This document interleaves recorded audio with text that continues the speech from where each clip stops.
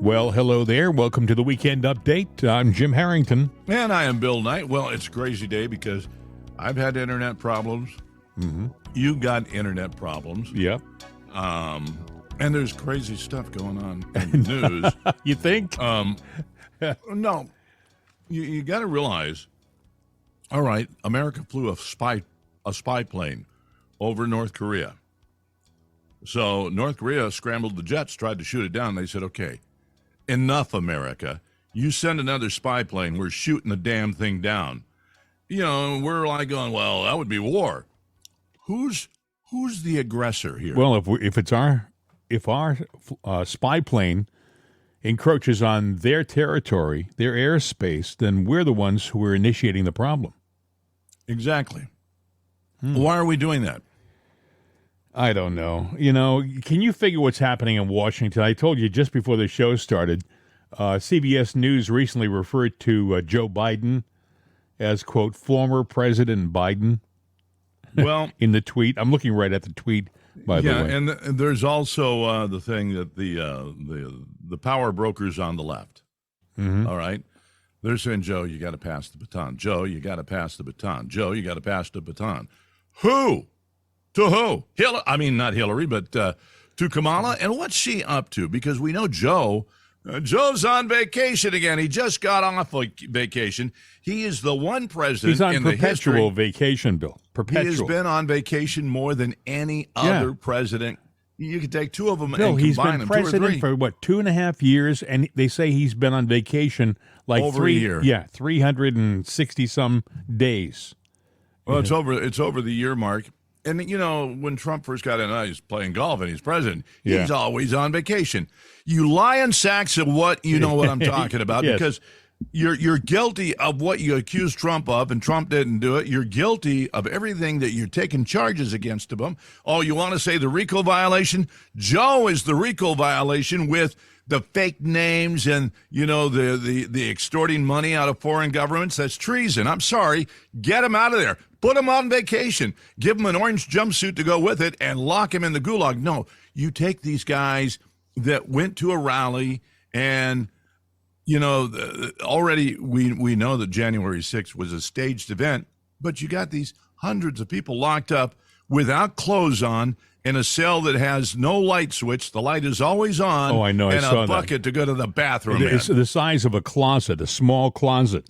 I'm sorry, that's inhumane. We sit there and we talk about foreign countries that do that, and that's not, and we rescue the people, but yet we do it ourselves. Yeah. We are not even a third world country. We're looking up to third world countries. The worst thing about our country, the worst thing about our country is that our country has presented itself as being the shining light, the leader, a first world country, the first in a first world country. So when you find out that in reality we're doing all this stuff that Bill's talking about, that makes it even worse. That makes it even worse because we're presenting ourselves as being great, and then we're doing some of the slimiest stuff you can imagine. You know, I gotta play this for you. Two cuts. One is a shortcut with Tucker, and it's self-explanatory. Listen. So a lot of people online are wondering why, according to Hunter Biden's electronic devices, Joe Biden's family refers to him as Pedo Peter. It's kind of weird. Why would they call a guy who showers with his own daughter Pedo Peter? We have no idea. Then we saw these pictures. They showed Joe Biden kissing his own granddaughter on the lips multiple times. In February of 2020, Joe Biden was speaking at a campaign event in Iowa. He said his daughter told him not to kiss her in public. Then he said his granddaughter is, quote, different. But granddaughters not only love their dads, their grandpops, they always like them, and that's the great thing. Thank you, baby. Thanks. Yeah, so it's totally normal. Sharing with your daughter is totally normal. But there is a reason the FBI wants to get its hands on Joe Biden's daughter's diary very badly and is willing to arrest people in order to keep that from becoming public. We'll let you continue to guess. Okay, Pedo Pete. And then remember he said this. But guess what? We got a lot to do. You gotta say hi to me. We go back a long way. She was 12, I was 30, but anyway, this woman helped me get an awful lot done. Anyway. Can you believe this? He thinks that's funny. He thinks it's a humorous joke, presentation. She was 12 and I was 30, insinuating pedophilia, right? So then Rob Schmidt did this. While he was vice president of the United States. There was only one person copied on that email to Robert L. Peters. You know who that person was? Hunter Biden, who at the time was getting paid $1 million a year to work for a filthy, dirty energy company located in Ukraine. At that point, in the spring of 2016, Ukraine's president, Petro Poroshenko, had just fired prosecutor Viktor Shokin after Joe Biden threatened to withhold $1 billion of our money. The move, of course, famous now when Biden bragged about it 2 years after it happened. I had gotten a commitment from Poroshenko and from Yatsenyuk that they would take action against the state prosecutor, and they didn't. I'm leaving in 6 hours. If the prosecutor's not fired, you're not getting the money. Oh, son of a got fired. A moment that will forever haunt Joe Biden. So let's noodle with this for just a moment. It's clear that Biden wanted this information about this phone call with Poroshenko away from his work email. But this document wasn't sent to Joe Biden 1942 at gmail.com. It was sent to Robert L. Peters. And it was also sent to his son. Just sit and think for a few minutes about a non-sinister reason for that. A non-sinister reason that Joe Biden would need an email alias, Robert Peters, a completely fake identity. Why would that identity also be tethered to his son, who also got the same email? 50-year-old man who was getting paid filthy, dirty money from all over the world. And the family was all getting paid. Try as hard as you can to think of a reason that's not totally corrupt for this kind of behavior. Doodle with it all night and try to think of something. Tweet it at me. I wish you good luck. I've been thinking about it all day. I can't think of one. And you begin to wonder where else Robert L. Peters emails show up. And there were other aliases that Biden used as well. Robin Ware and J.R.B. Ware. How many honest people do you know that aren't faithful spies to a government who would need multiple aliases? Think about that. And remember, before Joe Biden used our money to get Viktor Shokin fired to benefit Burisma, in 2014, the United States was engaged in an effort to claw back assets that were possessed by Burisma's owner, Mykola Zlochevsky. That's Hunter Biden's boss. The man who says he paid Joe and Hunter $5 million for protection from the government of Ukraine, where his company was operating. Held assets that belonged to the people of Ukraine. The United States was trying to get assets from this man back to the people of Ukraine, and Hunter Biden and his father were being paid to protect him from that process. A State Department official described it like this. This actually happened during Trump's impeachment hearings. Take a listen. In February of 2015, I raised my concern that Hunter Biden's status as a board member could create the perception of a conflict of interests. A perception of a conflict of interest. Another government stooge who can see everything but the obvious. George Kent was a Democrat witness during Trump's first impeachment when Democrats tried to destroy his presidency for asking questions about Joe Biden's now very obvious dealings in Ukraine. George Kent probably still believes there's no clear evidence that Biden had anything to do with his son's foreign business dealings. The same thing you hear from CNN and MSNBC all day long, and the major networks don't even cover the story. Even though we now know that Biden was using multiple aliases while sharing information. So what we're learning out as the days and weeks progress is there's an inside joke in Washington that Joe has a predilection for kids, for children, and right. It's becoming more obvious. We mentioned as the program started, we had problems with the internet, technical problems, and they reared their ugly face during that segment. But I think I have you back. Yeah, you got me back. we're doing the phone thing. I hear an echo, so I'm probably distorted because I'm out in the country. That's all there is to it. Yes. Well, you sound even marvelous distorted. So don't. Marvelous.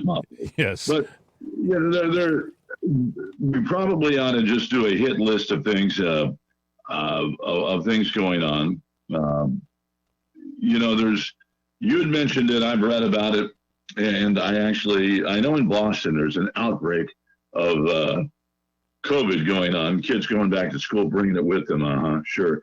There is a new strain of COVID that's going on. They say, well, the new vaccine will probably take care of it. Probably. We're a year away from an election. Here comes the virus. Yep. Marching lockstep with the Democrats. We're having a hard time. You're a little garbled because of your location, but we kind of got the gist of what you were saying. You were saying that COVID's coming back. They're talking about a new strain. They want you to get shots, a new vaccine. May work or may not. Yeah. And, I read yesterday that the TSA has already been given memos saying they'll be going back to masks in September. That's, yes. And so there is this push to get us back into a lockdown mode so that they can, I'm sure, go back to mail-in ballots like they did in 2020. That's what this is all about, folks. This is about controlling the election process in 2024. And they wouldn't mind the whole country being back into working from home and being paranoid again. And I pray to God that nobody falls for this, because I don't believe it. I don't trust them. I think they were untrustworthy the first time around, and I think right now they're even more so. You're going to see media problems. I had a media problem the other day. You have one going on today. And I really think you lock the people down. You put them in a mask. You make them afraid. We can't go out and communicate again. And then whatever shortages there are, but we won't communicate.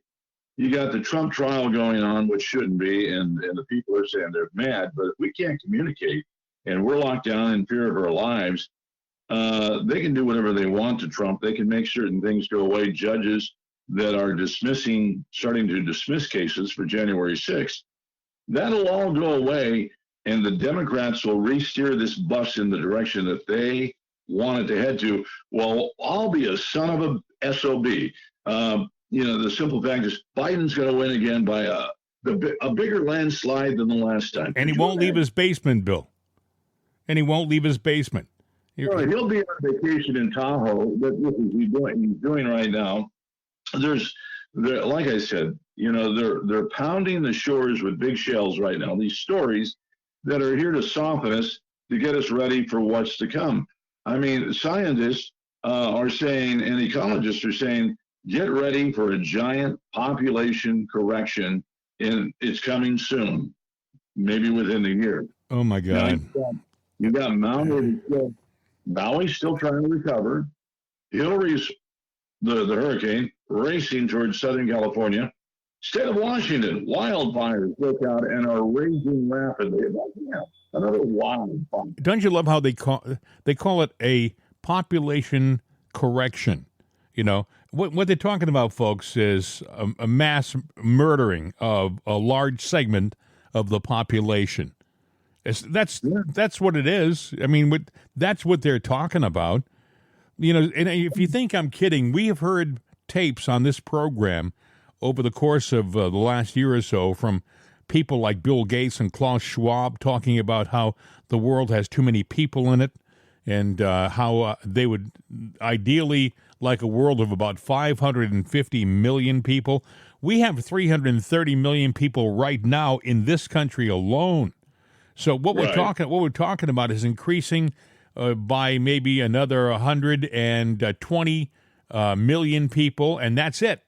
And everybody else, think of the rest of the world disappearing and just us increasing by 120 million.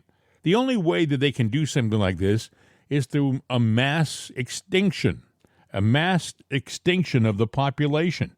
And to think that there are people thinking about this is chilling. There's all kinds of craziness that's going on, and if I thought I could trust this form of communication, but I know it's distorted, then I would go into a tirade right now, and a lot of things going on.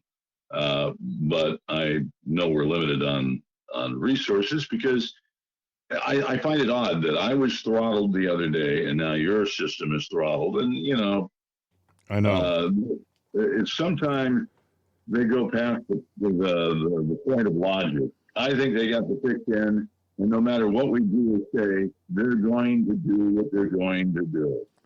Well, Period. that's a distinct possibility. I mean, I read yesterday that Google proudly came out with an announcement saying that they were going to monitor and eliminate independent news sources. They were going to eliminate independent news sources from their search engines, which means I was thinking the same thing. I was thinking, okay, does that mean that right now we have a pretty good placement on the search engines? I mean, if you type in "It's Another Day with Jim and Bill," or if you type in just Jim and Bill, or it's another day, we're at top of the billing. Yeah, we are there, and that didn't come easily, but we've been around for 2 years. Yep, and we should have that top billing status if we did our homework. Bill, you sound like you're talking through a pillow, so I'm not gonna drag this out much longer. Okay, so folks, we really tried to make this program work today, but we've had problems with the internet, and just getting this posted online today has been a major accomplishment. A few other things we can pass around to you as the morning progresses. We talked about the aliases of Joe Biden, which everybody seems to be talking about. And if it was Donald Trump who was using aliases, it would be banner headlines in the New York Times and other places. But with Joe Biden, it's sort of like, oh, it's just Joe, The fact that he is nicknamed Pedo Peter by his own family, what does that say? Are they just acknowledging something that, Dad has a predilection that we all accept because it's just Dad, Also, out in Lahaina, that was so devastated from the fires in Maui this past week, the guy who was the head of emergency services, who was in charge of warning the people of the danger from the fire, he was supposed to turn the sirens on, and he did not. And when he was questioned about it, he said that the sirens were really there for tsunamis, and we didn't want people hearing the sirens for the tsunamis and running out of their houses and running north into the fire. Of course, it was nighttime, and they could see the flames, and who in their right mind would run into the flames just because a siren was on? They would have known exactly what that... Well, anyway, the guy, after that ridiculous press conference and that lame excuse, he resigned. He's done. So there you go. Also, that's in Lahaina, and they're going to have a long time and a heck of a time getting their town back together. Joe's planning on making a visit there, I guess Monday. I have no idea what he's going to do. I mean, he's taken forever to get emergency services out there. You would have thought that FEMA would have been there while the fires were raging. They would have been flying stuff in, water, food. Because they ran out of food. The food stores had a terrible time of it, but they took forever. And one of our guests this week who was out there during the fire, he said in all of his time during the emergency, he only saw 2 policemen. There was a very, very small presence as far as the police are concerned. He said he saw 2 cops, the same 2 cops in different areas, but just 2 cops. He said there were roads that were closed, but he doesn't know who closed the roads because it didn't seem like there were any emergency workers out there.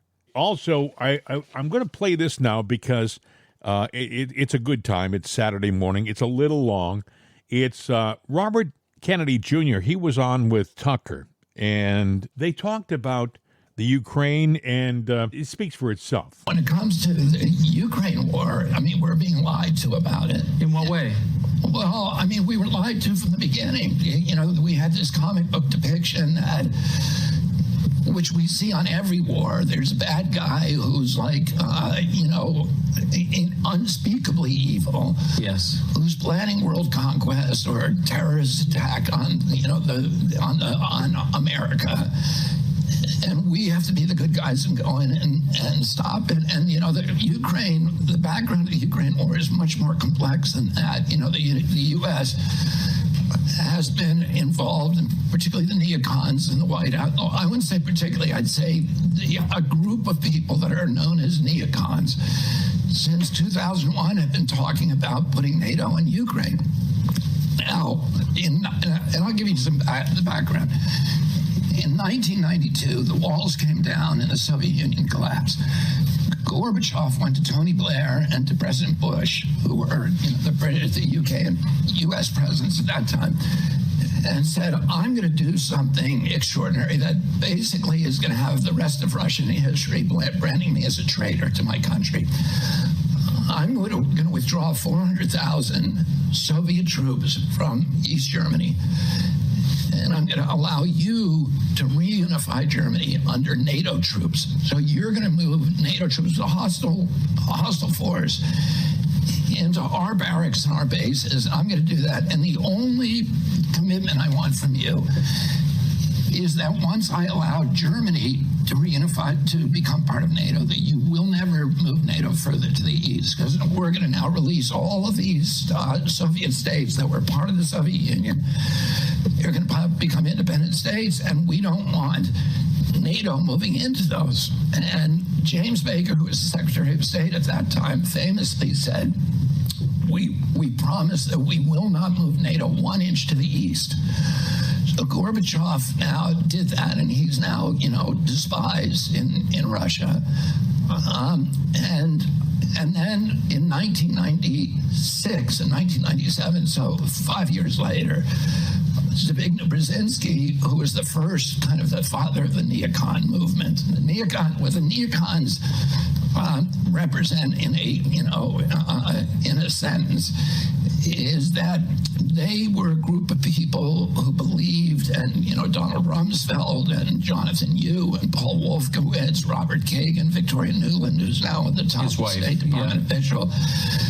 Their belief was that the U.S. had won the Cold War, and that victory gave us the privilege of dominating the world using our superior military unipower status and our superior military status for the next century. So their principal blueprint document is called Project for a New American Century. In other words, America would own the 21st century. So Brzezinski says, okay, we should start this process by moving NATO into all the former satellite states. Well, and this was 1997. At that time, George Kennan was still around. Now, George Kennan, as you know, was the principal architect of the Cold War containment policy. He's arguably the most important, most respected diplomat and statesman in American history.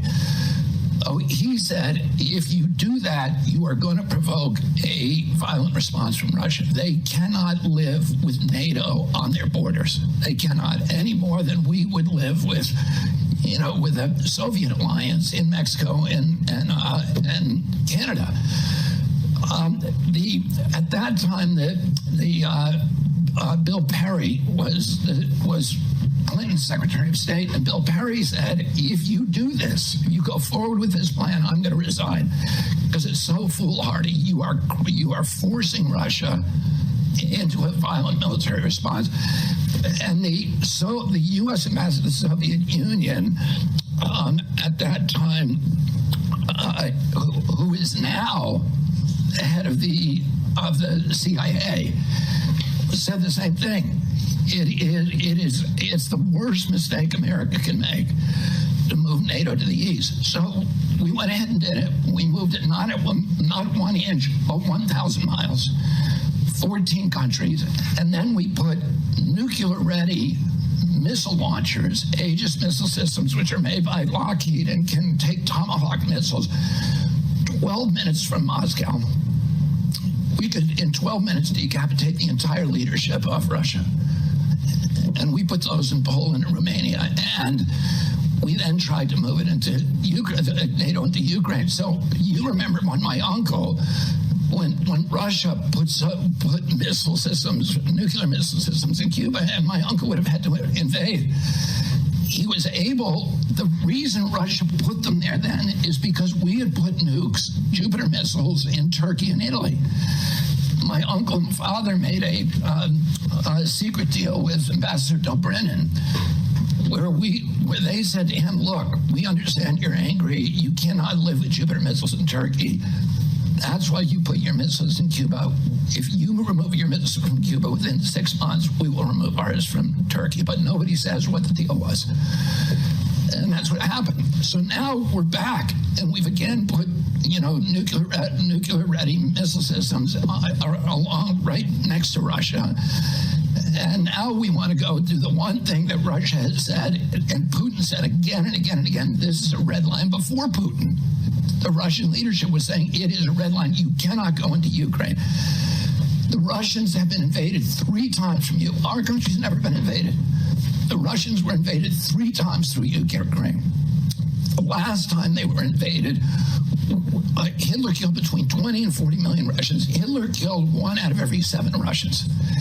In my uncle's speech to his most famous speech in American University in 1963, in July of 1963, he said to the American people, he said, we're all taught we won World War II, but we didn't win World War II. The Russians won it. And the sacrifice they made to destroy Hitler was beyond anything Americans can imagine. He was trying to tell the American people, you have to put ourselves in their position, and understand what they're doing. And he said, a third of the country was leveled. Every city, the forests burned, the cities were leveled, the forests and fields burned. Imagine if that happened from the coast, the east coast of the United States, to every city, forest, and field from here to Chicago. That's what the Russians put up with. So we have to understand this, that Ukraine is a red line. The invasion came through Ukraine, and they can't live with it. It's a security issue for them that is almost beyond our comprehension. Robert F. Kennedy Jr. with Tucker Carlson on Tucker on Twitter in one of his most recent segments. That whole interview is about an hour and 20 minutes long, and it's really worth listening to. It's on Tucker on Twitter, okay? And his programs are getting more sophisticated and more like traditional television again as far as the presentation goes. It's quite an interview. As a matter of fact, I guess one of the things coming down the road, and I guess it's going to be in direct competition with the Republican debate this week, will be an interview between Tucker and President Trump. And I'll be interested in seeing how the ratings are on the debate, because I think most of the eyes will be on the interview with Tucker and President Trump. And I would imagine it'll be live. And I know it'll be on Twitter, but will it be on another platform? Might we see it on a more traditional television network, maybe like on Newsmax or something like that? I know nothing about where they're going to put it, but it wouldn't really surprise me. It would be an interesting addition.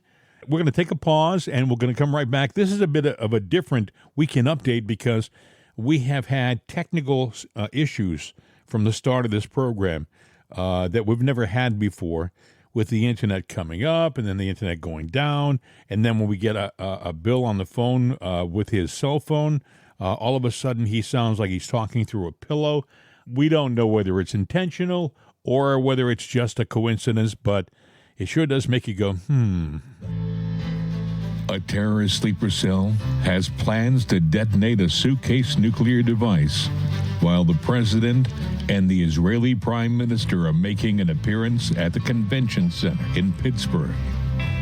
Can a retired New York City cop stop it from happening? If the cop is Jack Kane, then it's got a good chance. Strike at the Giant, a Jack Kane mystery by Jim Harrington, is a page-turner that will keep you riveted from cover to cover. Strike at the Giant, a Jack Kane mystery from Dover and Blackstone Media, LLC, is available at Amazon.com, BarnesandNoble.com, and many other great online book sites. or visit itsanotherday.com and click on our link at the top of the page. When it comes to mysteries and a great read, Strike of the Giant is all you need. So it's going to be an interesting week coming up. We have, of course, the debates, and that'll be interesting to follow because it's going to be a lot of nasty attacks from people like Chris Christie and the like, and even Mike Pence, I'm sure, won't have nice things to say because he hasn't said very many nice things so far. And he was a trusted loyalist, or at least we thought he was, until it came time to certify the elections. And then a lot of people, including myself, think he could have done a much better job at that. And, of course, we have President Trump presenting himself to the Fulton County DA and the sheriff's office. He's going to present himself in front of the court because of the indictment down there. And no one knows exactly when he's going to do it, but it has to be, I believe, this week by Friday. So that's coming up. And, of course, we have the war in the Ukraine still going on that people are kind of ignoring. We have the border problem. We have so many things that are happening. Joe, of course, is doing the thing you would expect from a president. He's gone on vacation again after taking a day or two for working between his vacation in Delaware. And then he's going to go out, I guess, and spend one day, maybe less, in Maui, Hawaii, going to look around and make an appearance. And I wonder if he'll have a comment after he gets back from looking at the damage and the devastation. He didn't have one this week, or not much of one. Anyway, that is it for our very abbreviated weekend update. We apologize again for the technical snafus we've had. Bill would have been here. He had all the intentions to be here, but somebody pulled the plug, and we don't know who. But hopefully on Monday things will be cleaned up and cleared up, and everything will be fine, and we'll be able to get back to what we do best. Have yourself a great remainder of your weekend, and as Bill would say, hasta la vista, baby. We're out of here.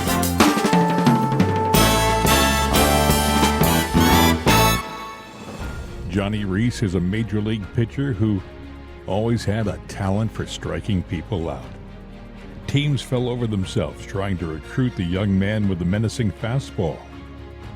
But baseball isn't his only talent. He's also a major league hitman, a contract killer who likes his work. Reese does more than strike opponents out. He eliminates them altogether.